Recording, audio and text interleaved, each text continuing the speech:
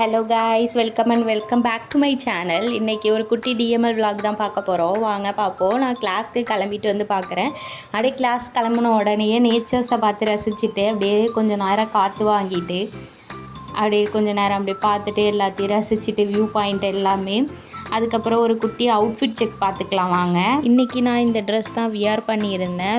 அப்படியே பாசிட்டிவ் வைபோட நடந்து ஸ்ட்ரீட்டை ரசிச்சுக்கிட்டே வியூஸ் எல்லாத்தையும் பார்த்துட்டே அப்படியே போயிட்டுருந்தேன். எந்தெந்த சின்ன சின்ன விஷயங்களாக இருந்தாலும் ரசிக்க கற்றுக்கணும். அப்போ தான் லைஃப் ரொம்ப நல்லா இருக்குன்னு நம்புவோம்.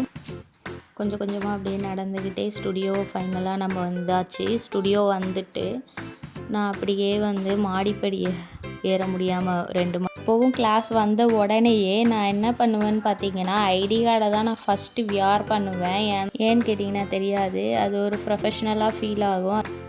இன்றைக்கி நெயில் எக்ஸ்டென்ஷன் கிளாஸ் தான் அரேஞ்ச் பண்ணியிருந்தாங்க.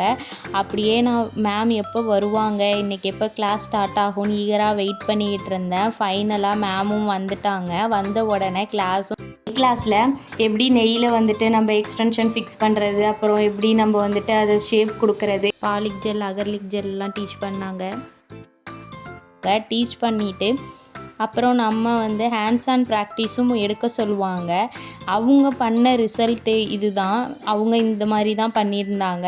அதுக்கப்புறம் நம்ம ட்ரை இப்படி தான் இருந்தது.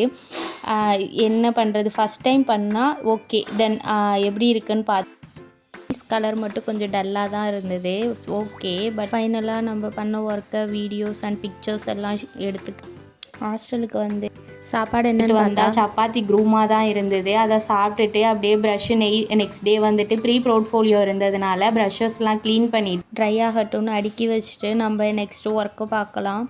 அப்புறம் நம்ம ஆஸ் யூஷுவல் நம்ம போயிட்டு தூங்க போயாச்சு. தூங்க போனதுக்கப்புறம் நெக்ஸ்ட்டு டே அதுக்கப்புறம் என்னென்னலாம் நடந்ததோ அதையும் நான் விலாகாக ஷூட் பண்ணியிருக்கேன். கண்டிப்பாக stay tune.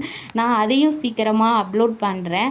Okay, bye guys. இது மாதிரி இன்ட்ரெஸ்டிங்கான விலாக் டிஎம்எல் விலாக்ஸ்லாம் உங்களுக்கு பிடிச்சிருந்ததுன்னா மறக்காமல் கமெண்ட் பண்ணுங்கள்.